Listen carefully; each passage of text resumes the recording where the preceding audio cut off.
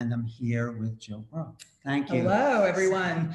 Now, she has an incredible website. She has this flower-powered daily website because you want to bring out happy news. You want to know what? We keep on being fed all this negativity, but we also know there's a lot of positivity. And what's the best door for happy news? It's through flowers. And we look at how flowers populate pop culture in art, in design, in food, in wellness, in fashion, in life events. Because, you know, if you really think about it, and it's the truth, flowers are used simultaneously both to comfort us and then also to congratulate. They're ways of expressing their use. Think about what we do with flowers that have just such ancient histories and spiritually heal us and soothe us. You know, they're used to comfort people. They're used to express sentiments when words are unable to do that and people are at a loss. And they just are really here to teach us about resilience and about love and about hope. Well, let's go back to your website because it is Flower Power Daily. Let me bring it back up. But so you developed this website in order to make people appreciate and understand flowers more, right? Yes. Well, you know, people just think of flowers that they're in the garden, but they don't dig deeper. And I think that in a way, like what you do with this particular broadcast about spirituality, there's a lot of spirituality also in flowers.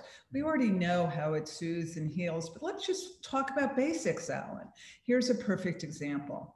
If you look at the seed, all major religious sects always use a reference point of the seed. Well, if you actually look at the seed is hollow. Yet all the information of the flower to be is in that seed, but it starts out as hollow.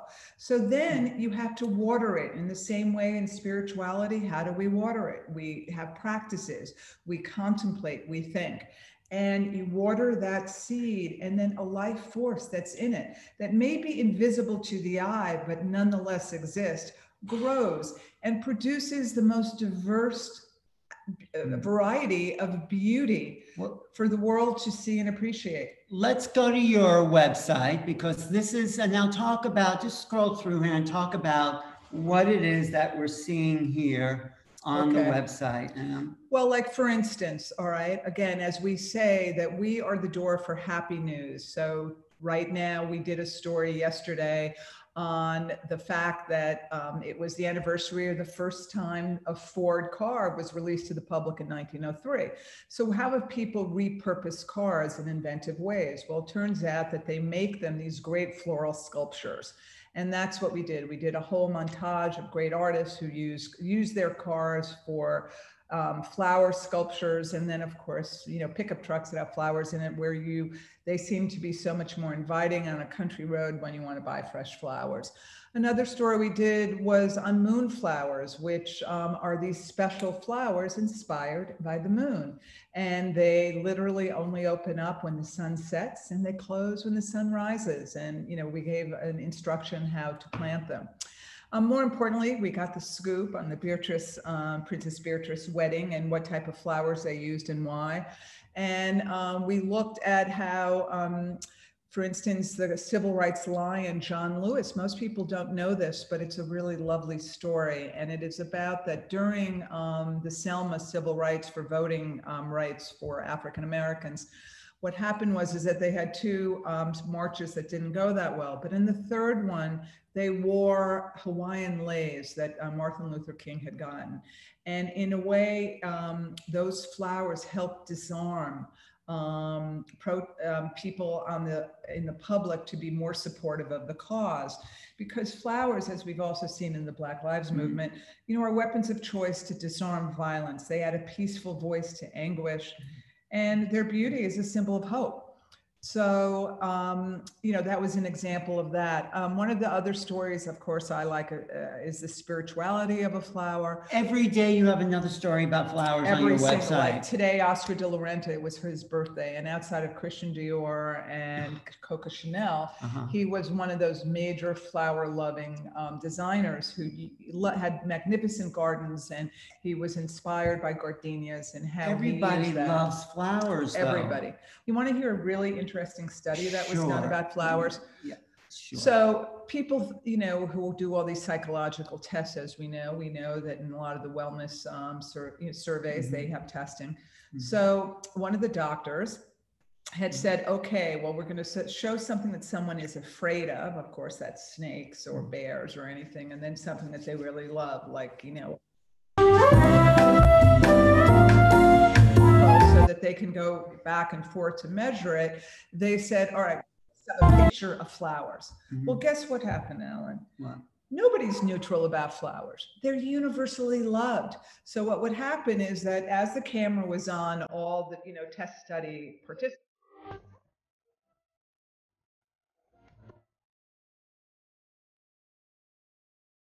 smile.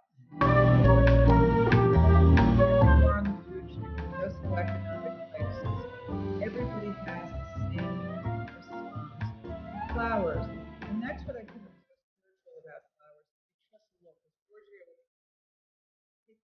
locals.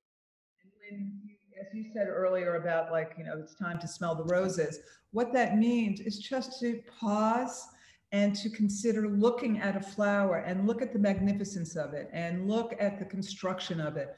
And how the roots are companionable with the soil, and how collectively everything works together to produce such beauty that has been with us since ancient times. Well, that is a great introduction. Thank you, Jill. I'm talking to Jill Brooke. She has this idea about how to create happy news. We've heard some awful news the last few months. So how do we every day have a happy news where you learn something and you see magnificent beauty? Because I was an editor-in-chief of several magazines, and I have access to some of the greatest photographers in the world. And because here's the thing that you all know out there, if you plant seeds of kindness, they grow. So even though I was starting this without like having big numbers like I did at CNN or at the Post at the Times, wherever, they wanted to help because they knew that I stand for quality and integrity. And so they said, come on, Julie, we'll let you use our photos. Right. And so every day you see magnificent photographs that are going to make you smile, and you're going to learn something every day. Well, let's just start. I mean, this is great. But let's just start with basics. The world would be very dull without flowers. I mean, we have no color. I mean, the earliest dyes were made from flowers. I mean, everything that we see around us is of color because there are flowers, and they're actually a kind of later evolution within the Earth cycle, right? Wasn't there the Cambrian revolution that's all of a sudden flowers burst on the scene? Well, see, here's something really interesting. People do their best with the data that they have, and then they make projections or assessments, and then afterwards you have more data. Like actually flowers have now been found in with dinosaurs. So it has literally been there for forever. And I look at flowers as a universal kiss to remind us that solace and beauty exist. They are gifts from God. And I like how it's used in rituals of happiness and of sadness. Talk about that, because people don't know how much flowers, or maybe they do, is a part of our daily life and our specialties of life. You give someone flowers, it means something. Well, actually, we all know oxytocin and what that means. Well, the beauty of flowers, especially for connection among people, what that is, because it is one of those things where the giver feels good giving, and the receiver feels special as a result. And I think that at a time when people feel so invisible, just even one flower, you know, because no act of kindness is ever wasted, as we say at Flower Power Daily. Is that what you say, flower?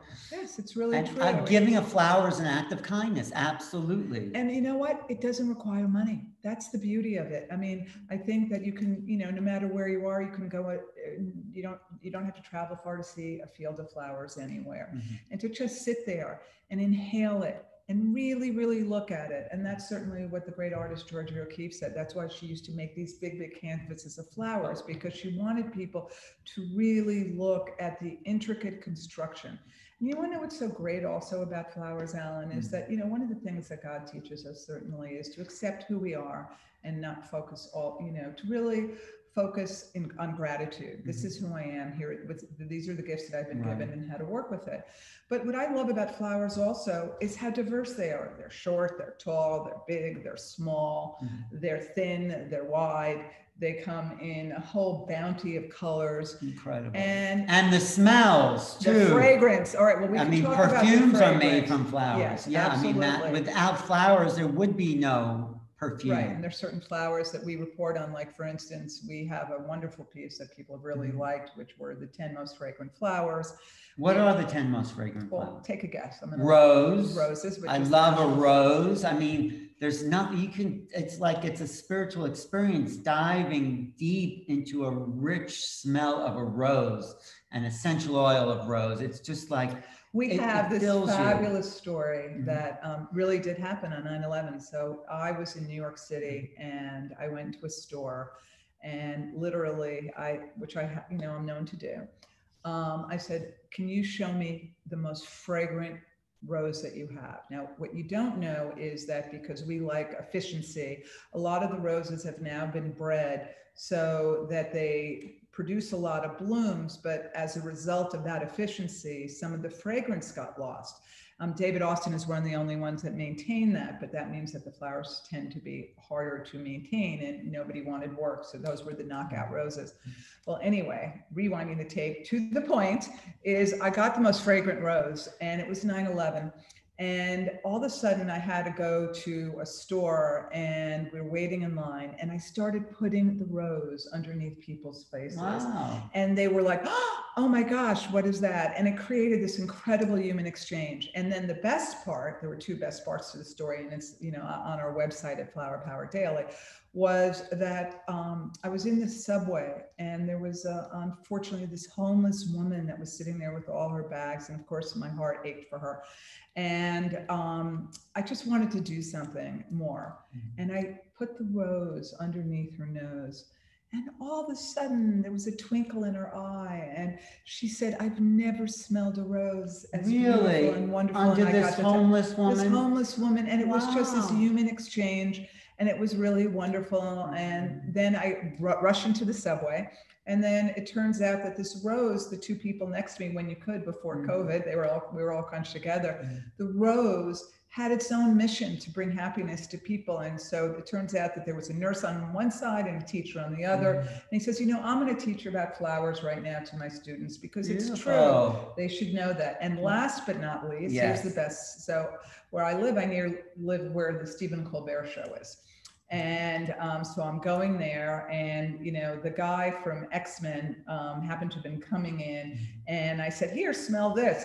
And he went, oh my gosh, that's so great. And he's about to grab the flower thinking it's for him. And I went, this is for everyone. And he laughed. He said, fine. And then I went away. And whenever I saw somebody alone in a cafe, or I saw somebody working really hard, like a delivery man, I would just put the rose in front of them. It's simple pleasures. And I think that everybody that day from one rose just got reminded life really, there's a spiritual significance in simple pleasures. I'm going to call my website Simple Pleasures. That's good. No, I appreciate it. This is Jill Brooke from Flower Power Daily. So every day you post a new story. At least one, yes. About flowers, and then tell them about weekly, send out your newsletter. Yes, so everyone, it's really worth it, because we don't bombard anybody. We try to inspire and enlighten. and give you visual beauty and, feed you intellectually and spiritually. And so we have a fantastic newsletter that comes out every Saturday. So go to flowerpowerdaily.com and sign up for our newsletter. And you will have this incredible bouquet of fabulous stories every week, the best of. And you get to see all the photography, and you get to learn things, and you get to share what you've learned with others, because it's such fun information. Well, we're getting some nice comments on the chat. Earliest rose parades, cards were covered in flowers. Yes. I love her blouse, says Susie. Thank you. It is all flowers. Well, Oprah just did a whole piece on us, and on every you guys? day, me. Oh, nice. And because I wear flowers every day. Now, when I was a CNN correspondent, you had to be in totally, because, the backgrounds and everything else, you tend to have to be in solid colors. Right. And I love flowers. And, I've done enough scientific research to know that, like, when it's like a gray, gloomy day, you can't help sometimes because, you're part of the bigger picture then. And you tend to gravitate towards gray or black or darker color. Well, it's New York, camouflage. Well, yes. Wherever you are, right? And I now know to fight that impulse. And what I do is that whenever it's a gloomy day, I say, all right, I'm going to fight the impulse. I am going to counter it. And I'm going to wear something bright and colorful and floral. And I promise you, everyone who's listening right now, if you start wearing something floral every day, it will just brighten your day. Because here's the thing. Flowers hold all these secrets. It's the same thing as spirituality. They teach you about resilience. They teach you about beauty. They teach you about patience. They teach you about acceptance. They teach you about rewards. That the harder you work, the luckier you get. They also teach you, more importantly, that you're part of a greater ecosystem. And, so you just have to pay attention a little bit. But if you wear something floral every day in our fashion segments, like today we have one, as I mentioned, on Oscar de la Renta. And, as when he was into the Dominican Republic, he would just marvel at the gardens and how the dew was at the flowers. And he would try as a little boy to actually capture the dew, because you seem to love fragrance. I do like fragrance. And fragrance, actually, as we know scientifically, when you're feeling down, all right, and life, as we know, is a roller coaster. And we also know that we have to manage our own psyches and our own beings. So all of a sudden, when a light goes up and you're saying, I know I'm not good, I need to have something in my toolbox that's going to elevate me, that's going to make me feel better. And how do I do that? For me, it's fragrance. Well, let me give a shout out to some of the live chat's favorite flowers. We have lilacs. Lilacs, the best for smelling, those lilac bushes. Someone says yellow roses smell best. Lavender, of course, is a great spell. Yes, they're naming all the things in the article that we have. Cherry, my hubby always wears cherry when I wear florals. So that's fine. Anyway, that's just but they're a fun couple, obviously. But I guess they are. But let's go into like how important flowers are in everyday rituals. Like I said, wedding. What would a about wedding? Sympathy? What would a wedding be without? What would a funeral be? What would? All right. Well, here's an interesting thing about funerals. All right, it's dark and gloomy, and people are so filled with sadness that it's really, really hard to speak. So they're very symbolic flowers that are there to just be companions. What's a symbolic flower? Well, it's often white lilies, and you want to know why? Why? All right. Well, if you look at early Renaissance paintings, when Mary was about to receive the information from Gabriel that she was going to be carrying Christ, all the pictures depict a lily being given to her. Oh, actually, that's in some of the lore that Mary actually got pregnant by smelling a white lily. I think there was a split between the Greek Orthodox and the Roman Catholics. Right, and the interpretations, it's all interpretations, but nonetheless, the flower was, part of that ritual. So you see a lot of white lilies. And you also see carnations, because what happened is that it is believed that when, and again, if we actually are getting specific, a lot of these texts were written many, many years after Christ's death. Yes. But nonetheless, the apostles wrote these, and, this is what, has been now planted as our belief system. But what was believed is that with carnations, carnations were that when Mary cried at the death of her son, what grew up in the soil were carnations. Wow. And carnations, endure, they last a long time. They're a really great flower to give because, you want to comfort somebody, you don't know what to say, you bring flowers. But let's talk not in the Jewish faith, though. You Jewish don't. faith, What that's going to be fluorescent. What do you bring it for? The Jewish faith, and the Hindu, every faith has something, Have has their a own different flower. relationship with flowers. Right. So what did the Jew? Well, the Jews believe that dust to dust, and don't forget Christ was Jewish, so it's just like a difference in, in ritual, really,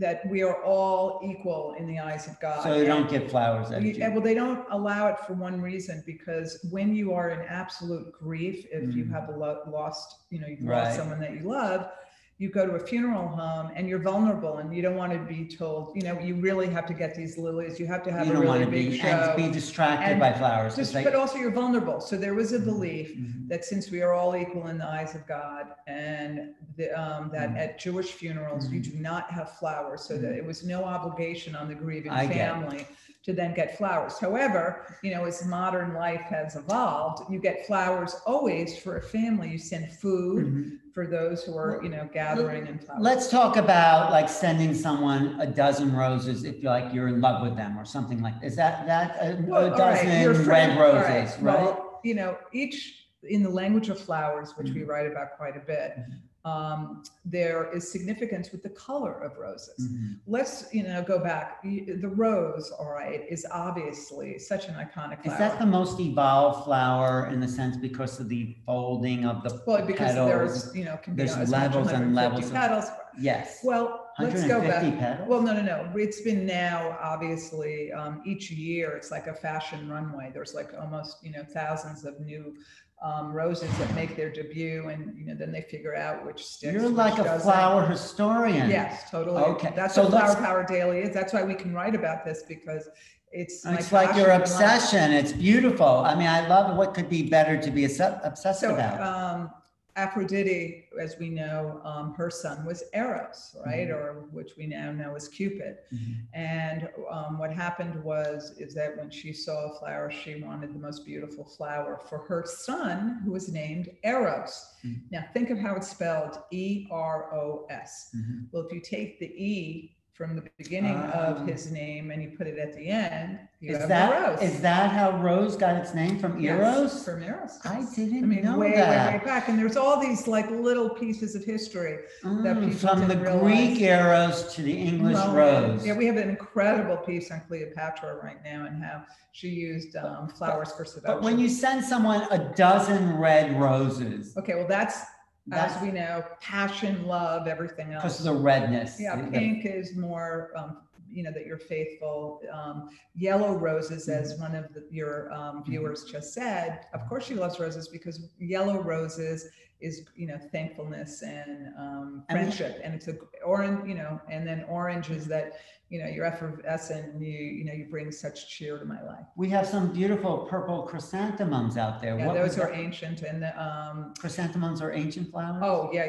Especially in Asian cultures. They are like very, very, and very people actually use them and eat them, chrysanthemums, right? Yes, in teas and things like that. And they were medicinal.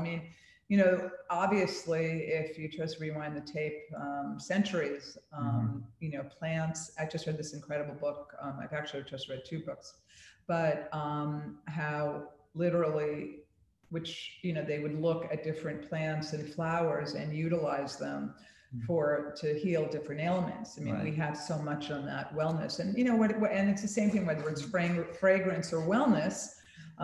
Flowers are obviously those ingredients, and they've mined it and then, advanced it. Right. And flowers are the most spiritual part of the plant. It's like there's the root, which is and the stem, and then it like flowers out, so it kind of goes out to the heavens. And then it recedes. And I think that one of the most incredible lessons to always learn, or observe or teach, really, which is what I'm really hoping to do, is that, especially at this moment of time, nature has pressed the reset button, and it's changing our priorities and our perspectives. Right. Doesn't mean that beauty doesn't exist. Look for flowers, you will always find beauty. But what it also teaches you is that there's a life cycle, and a flower seeds, it has a beginning, it grows, it blooms, it then wilts, and then it reblooms again. And I think that most people think that there's just this linear way to ascend and there's no detours along the way.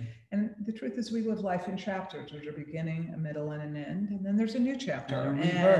And I think that, you know, the beauty of gardening, and now that most people have the time to do it a little bit more, is that you learn these lessons. And here's an amazing number, Alan. Guess how many since COVID started, right? How many new gardeners there are in the United States? Well, I'm sure a lot. Everyone's leaving the city, wanting to plant a garden, wanting to be self-sufficient. I would say millions. How many? Out of what, 300 million people? Well, I already did. These are the newbies. New people, 10, 20, 30 million, maybe. Okay, well, the number is actually 16, but 16 million from March is a huge number. New gardeners, meaning people buying seeds and learning seeds, wanting to grow flowers, wanting to grow vegetables, wanting to be self-sufficient. I think this is a good change. I mean, this crisis has brought us back. I mean, nature's not in trouble. It's humans that are in trouble. Well, nature's flourishing, don't you think? Nature is flourishing. And you want to know what nature has done? Well, I think that's the thing about flowers. It's like they're not chasing you.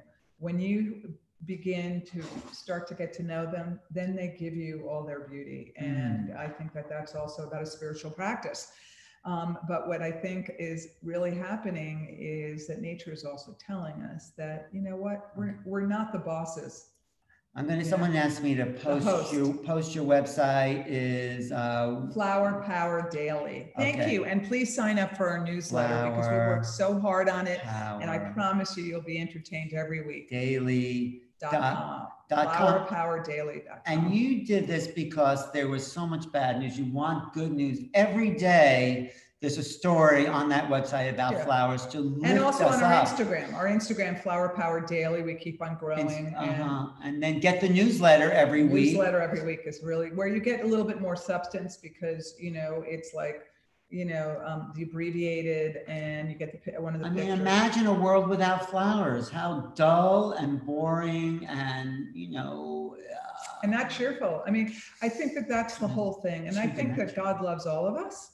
And he recognizes that, you know, whatever challenges or whatever our destinies are, that if you go to Flower Power Daily, what you will see is that there are tools to calm you. And, you know, I had a lovely exchange the other day, which somebody who was dealing with manic depression and said that every day when she comes to my site and looks at our Instagram, that it centers her. And I think that that's really important. And certainly it's what I teach my children to do, that, you know, the cycle of life is that, you know, you're going to be disappointed. People, either people or events, they're going to be challenges. And, you know, even when you do the right thing, you don't get rewarded right away. You do the right thing because it's who you want to be.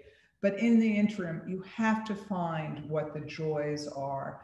And I think that there is a myth, and we could discuss that another time, where the idea that God is about suffering, it's not. God is about learning. And I think it's about joy, too. It's about joy. And I know that in the Jewish faith, they had that 5 levels of attainment. You know more about than I do.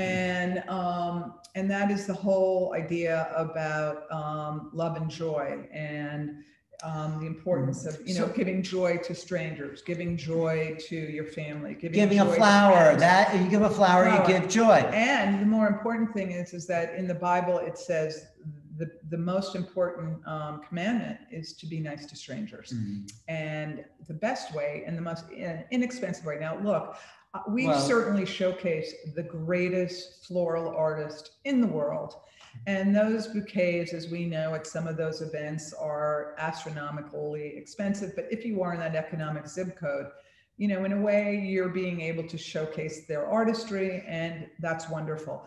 But right now with Trader Joe's and ShopRite and everything else, we teach you also how to just create beauty in your house and little tricks that I use throughout the whole year that you don't need to buy too many. You can use greenery in a really inventive way, and then you just use 1 or 2 flowers. And this way, with one bouquet, you can do 8 different bouquets. Yeah, so flowers are so much a part of our lives. I mean, one of the famous images from the 60s where the word flower power came from was someone putting a little daisy in the front of a rifle, in front of a gun, and shows that, you know, it's really love that overcomes violence. Well, you know, flowers have been used so many times, which I just think is really interesting as the weapons of choice to disarm violence.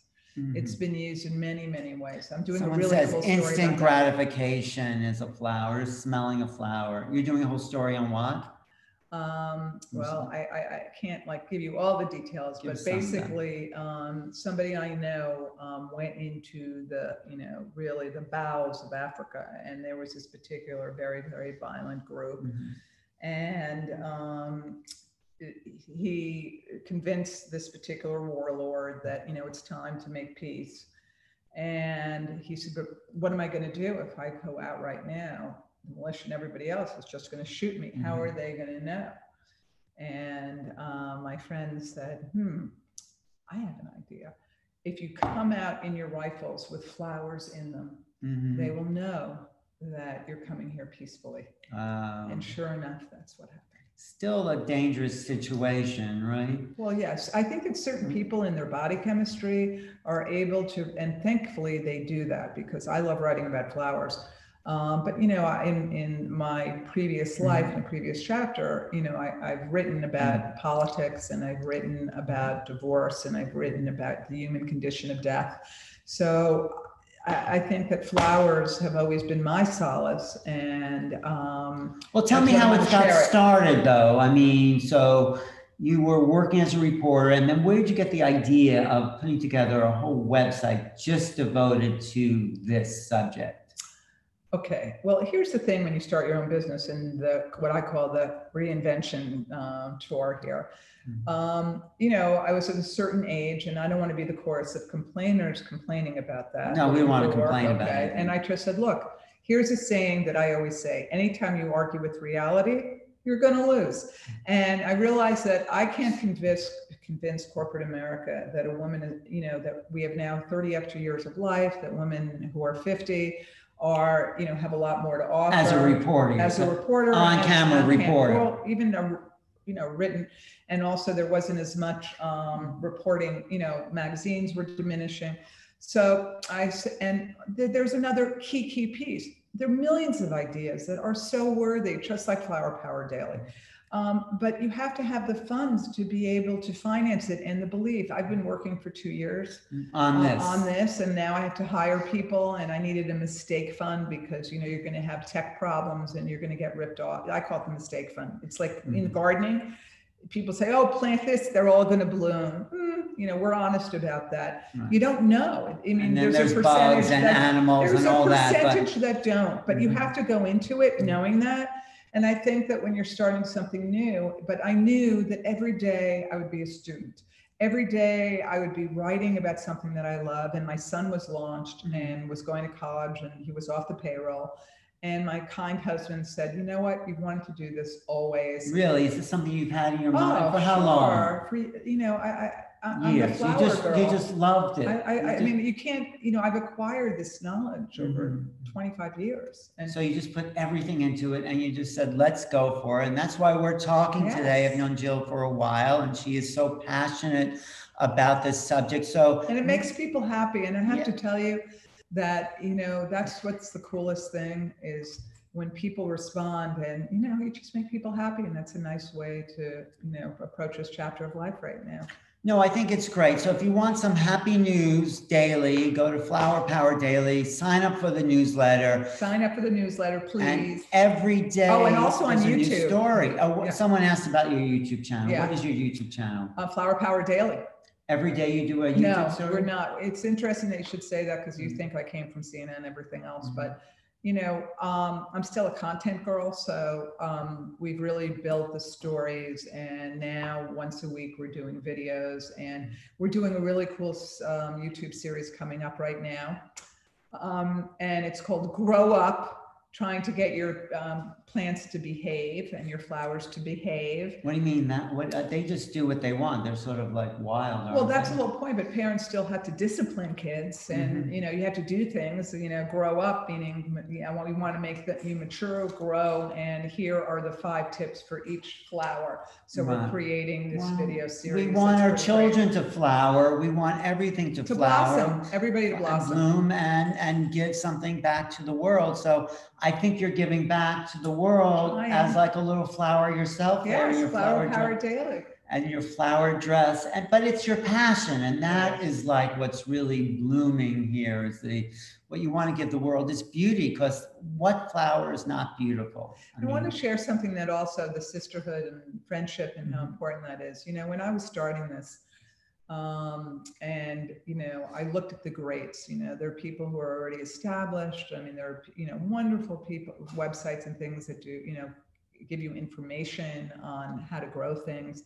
But we were totally different. We're the first website ever in history that looked at the news element of flowers, and that it's not just gardening. That flowers are the door for many, many discussions on all rituals, on fashion, design, decor, food. Like we have all these recipes, history of civilization. I would say, well, all those things. And my staff is former New York Times reporters. Rosalia, who is my executive editor, was editor-in-chief of ArtNet. She worked at The Observer. I mean, we are seasoned reporters. So what has brought I think the excitement and why people are liking us so much and our numbers are growing is we're storytellers, and we have a lot of knowledge. So nobody has approached flowers that way before, with just fun information every day. And, we reference all the great people also, because the thing about flowers, they're not competitive with each other. What they are is they grow next to each other, and you can be beautiful, I can be beautiful, and, we work it out. But what I was going to say, what's important, if anybody out there, when they're thinking of trying something new, we all have our moments of insecurity and saying, oh my gosh, I'm, putting my savings, am I going to do this? Is it going to work? Are enough people going to be, wanting it and reading it and clicking on it? And my best girlfriend, one of them, my Leslie Lampert, who runs Ladle of Love, said, know what? I said, look, there's Martha. How am I going to, what am I doing that's different than Martha? Which I am doing something very different. I Martha who? Martha Stewart. Oh, is she doing a flower thing? She loves flowers, and she has been an unbelievable pioneer in raising awareness, not only of how to grow flowers, but also the many, many different varieties. What we do is different, because we look at the spirituality and the philosophy of flowers, which is a very, we're different people, and I care about the spirituality and the philosophy of flowers and what they provide.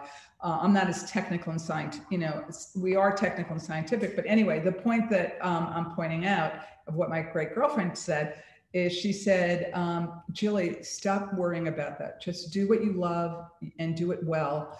On every street in New York City, so yes, Martha is the 5-star restaurant, but that doesn't mean that people still don't want to go to the cozy Italian restaurant sometimes. And for some reason, that imagery, allowed me to breathe and just say, what, I got to be me. Do what you do and follow your passion, and it will lead. And then, you're very passionate about this, and you are given everything to this. So subscribe to Jill's newsletter, flowerpowerdaily.com, and you'll get the latest in why flowers give us more life. They give us more richness. They give us more love. They give us more feeling, smells, everything. Make us happy. Jill has put her really life's devotion into this. Thank you. It's really true. And thank you so much for having me, and pass it on to everybody that who needs happy news.